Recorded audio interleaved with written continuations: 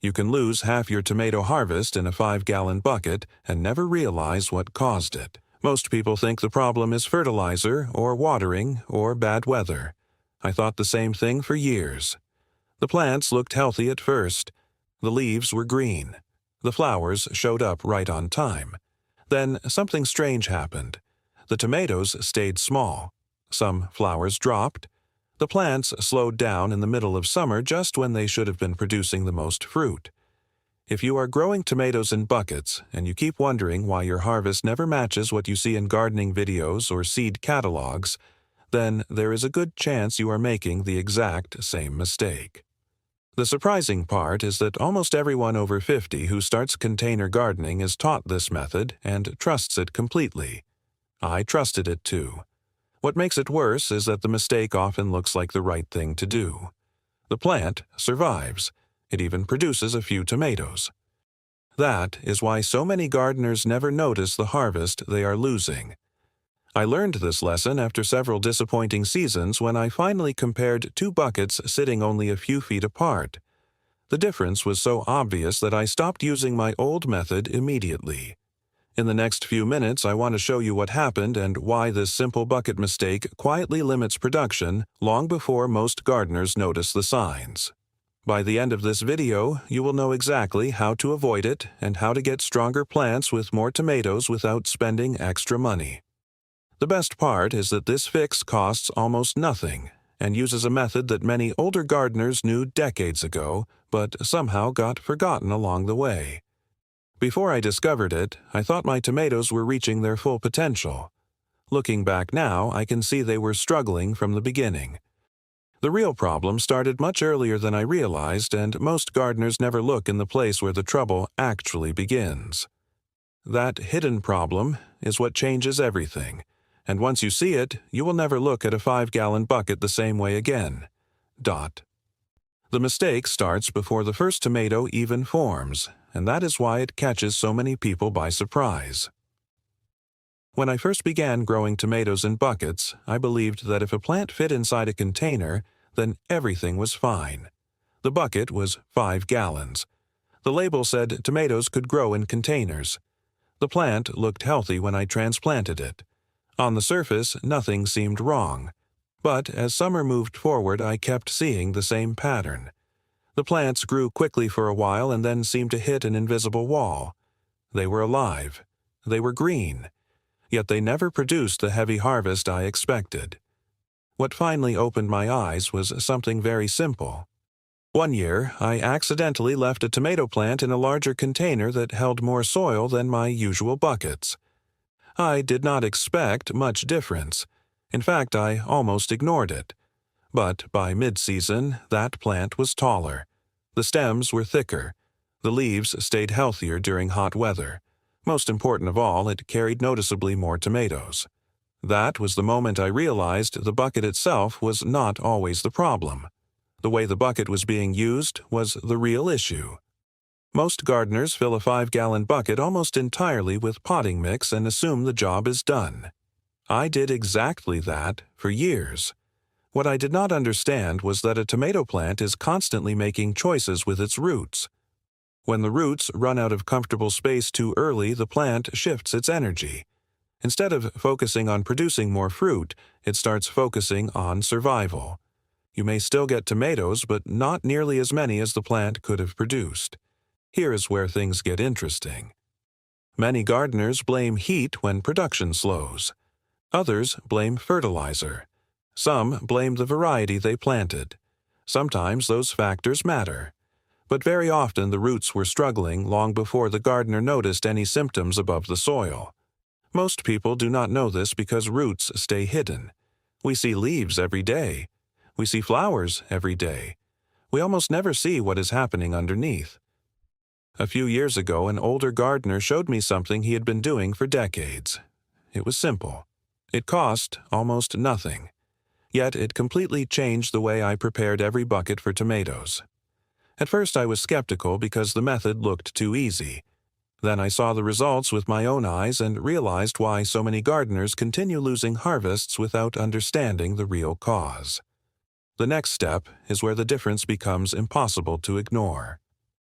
The older gardener told me something that sounded almost too simple to matter. He said most bucket tomatoes are not losing harvest because of what is added to the soil. They are losing harvest because of what happens to water inside the bucket. At first, I did not fully understand what he meant. Like many gardeners, I believed that if excess water could drain out through a few holes in the bottom, then everything was working properly. After all, that is what most of us are taught. Drill some holes, add potting mix, plant the tomato, water when needed. It sounds logical, and it usually keeps the plant alive. The problem is that surviving and producing heavily are not the same thing. Once I started paying attention, I noticed something happening over and over again.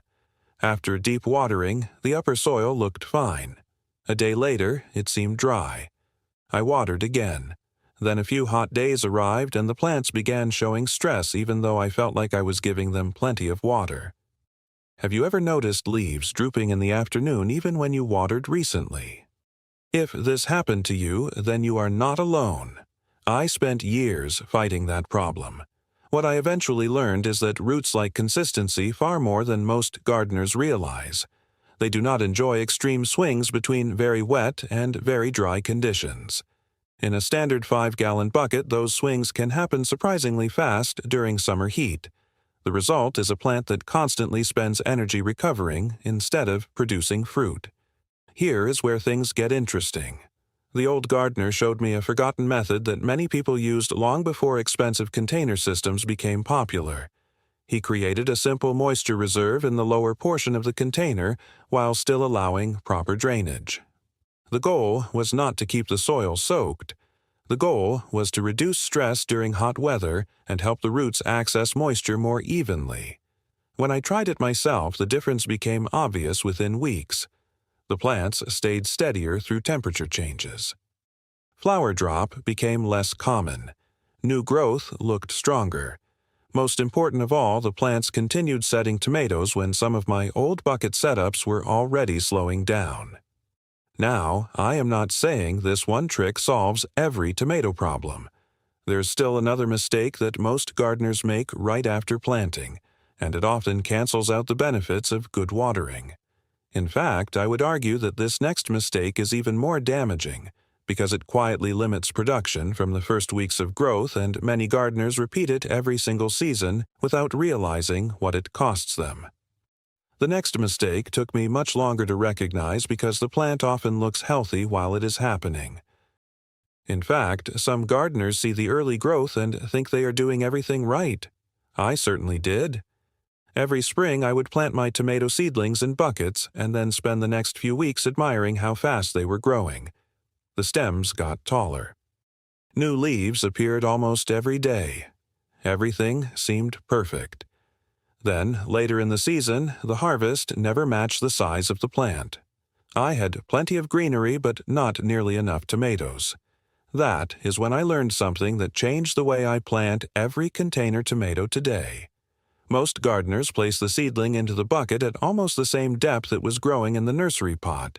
It feels natural because that is how many other plants are transplanted. The problem is that tomatoes are different. Very different. An older grower showed me this years ago and I still use the method every season. He told me to remove some of the lower leaves and plant the tomato deeper than most people would expect. At first, I thought I might damage the plant. Instead, the opposite happened. The buried section of stem began producing additional roots. That single change gave the plant a much stronger foundation from the beginning. More roots meant better access to water. More roots meant better access to nutrients. More roots meant a plant that could support more fruit later in the season. Most people do not know this, and many gardeners over 50 continue planting tomatoes the same way they plant peppers or flowers. The plant survives, but it never develops the root system it could have had. Here is where things became even more interesting for me. When I combined deeper planting with better moisture management in the bucket, the plants started handling summer heat much better. I saw fewer periods where growth stalled. I saw fewer yellow leaves appearing unexpectedly. Most important of all, I noticed clusters of tomatoes continuing to form, while previous seasons would have already been slowing down. Some gardeners swear by expensive fertilizers. Others avoid them completely. There is still debate about many feeding methods, but stronger roots help regardless of which fertilizer program you prefer. This is one reason experienced gardeners often focus on the beginning of the season rather than trying to fix problems later. Once a tomato spends weeks struggling, it rarely catches up completely. But here is the real problem. Even gardeners who improve their roots and watering often make one more bucket mistake during the hottest part of summer. That mistake looks helpful. It feels helpful. Yet it can quietly reduce harvest just when the plant should be reaching its peak production, and that is exactly where most of the lost tomatoes disappear. By the time summer reaches its hottest weeks, most gardeners start paying closer attention to their tomato buckets because that is when problems become easier to see. Leaves may begin curling. The soil dries faster. The plant suddenly seems more demanding than it did a month earlier. This is also the point where many people make a mistake that feels completely reasonable. I made it myself for years. Whenever I saw signs of stress, I reached for more water. Sometimes I watered in the morning, then again later in the day. If the weather was especially hot, I might water yet another time. It felt like I was helping the plant. After all, tomatoes need water and containers dry out quickly. The trouble is that too much attention can create a new problem. What I learned over time is that many gardeners stop observing the soil and start reacting only to the leaves. Leaves can be misleading. On a hot afternoon, even healthy tomato plants may look tired. Then by evening, they recover completely. If you immediately add more water every time you see a little drooping, you can end up keeping the root zone far wetter than necessary. Most people do not know this because the symptoms can look very similar. A plant stressed from dryness and a plant stressed from excessive moisture can sometimes send confusing signals. Years ago, an older gardener showed me a habit that sounded almost too simple. Before watering, he would check deeper into the container instead of judging only the surface. The top layer often looked dry while the lower soil still held enough moisture. That tiny change saved water and reduced unnecessary stress on the roots. It also saved money because there was no special equipment involved, just a few extra seconds of observation. Here is where things get interesting. Once I stopped chasing every wilted leaf and started focusing on consistent moisture, instead of constant moisture, the plants became steadier. Flower production improved. Fruit development became more reliable. The buckets required less work than before because I was no longer reacting to every small change. Many gardeners over 50 appreciate methods like this because they are simple and repeatable. You do not need expensive gadgets or complicated schedules. You just need a system that works season after season. But that is not the biggest mistake. There is another reason many 5-gallon bucket tomatoes underperform, and it has nothing to do with watering or planting depth. In fact, this final issue often starts before the first tomato even ripens. It is overlooked by countless gardeners every year, and once I understood it, my harvest became noticeably heavier, without adding more fertilizer or buying larger containers. That final piece is what ties everything together. The final issue is one that hides in plain sight because most gardeners see it every day and still overlook it. I know I did. For a long time, I believed that once a tomato plant was growing well in a bucket, my main job was simply watering and feeding it. If the leaves looked healthy, then everything must be fine. What I failed to notice was how much energy the plant was spending on growth that would never help produce tomatoes.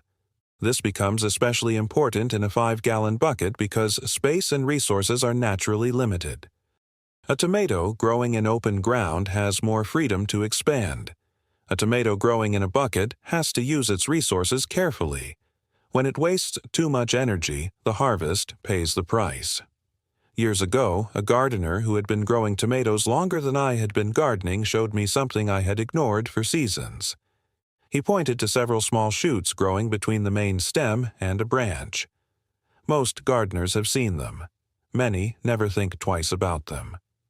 He explained that these extra shoots can eventually become large stems that compete for water and nutrients.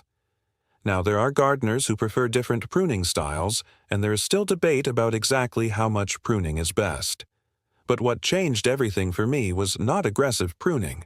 It was selective pruning. I stopped letting the plant put energy into every piece of growth it wanted to produce. Instead, I focused on maintaining a manageable structure that matched the size of the bucket. The result surprised me. The plants looked cleaner. Air moved through them more easily. Harvesting became easier. Most important of all, I began seeing stronger fruit production from plants that previously seemed busy growing leaves instead of tomatoes. Here is where things get interesting. Many gardeners assume that more branches automatically mean more tomatoes. Sometimes the opposite happens in containers. The plant becomes crowded. Light struggles to reach important areas. Energy gets divided in too many directions. A few thoughtful adjustments can often produce better results than simply letting the plant grow unchecked. This was one of those old methods that experienced gardeners passed along for generations because it cost nothing and required only a few minutes now and then. No special products, no expensive systems, just observation and timing. When I combined this approach with proper planting depth and more stable moisture conditions, my bucket tomatoes became more productive than they had ever been before. But there is one more thing that ties all of these lessons together.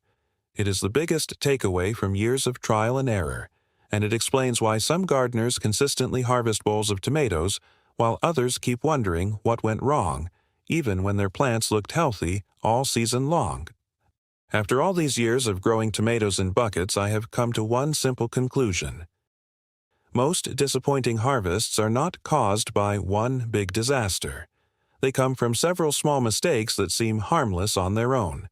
That is why so many gardeners never identify the real problem. The plant survives. It grows leaves. It even produces a few tomatoes. Then the season ends, and you are left wondering why the harvest was only average. I spent years doing exactly that. I blamed weather. I blamed varieties. I blamed fertilizer. Looking back now, I can see that the clues were there all along. The bucket was not being used in the best way.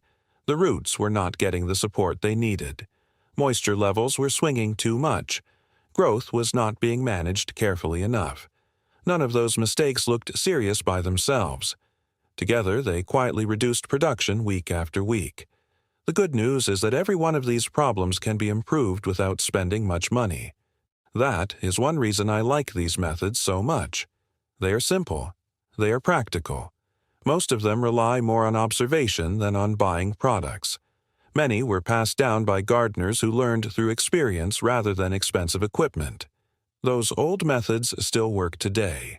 In fact, some of them work better than many of the complicated solutions people chase online. If you remember only one thing from this video, remember this. A 5-gallon bucket can grow excellent tomatoes, but only when every inch of that limited space is helping the plant instead of creating hidden stress. Strong roots matter. Consistent moisture matters. Proper planting depth matters. Thoughtful pruning matters. When those pieces work together, the difference becomes surprisingly easy to see. Most people do not know this because they focus only on what happens above the soil. The real improvements often begin where nobody is looking. Have you ever noticed that some gardeners seem to harvest tomatoes for weeks while others slow down much earlier? Very often, the difference is not luck. It is a collection of small habits repeated throughout the season. That is encouraging because habits can be changed. You do not need a bigger property. You do not need expensive raised beds. You do not need a greenhouse. A few simple adjustments can completely change what happens in a single bucket.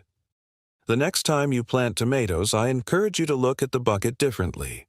The harvest you want may not require more effort at all.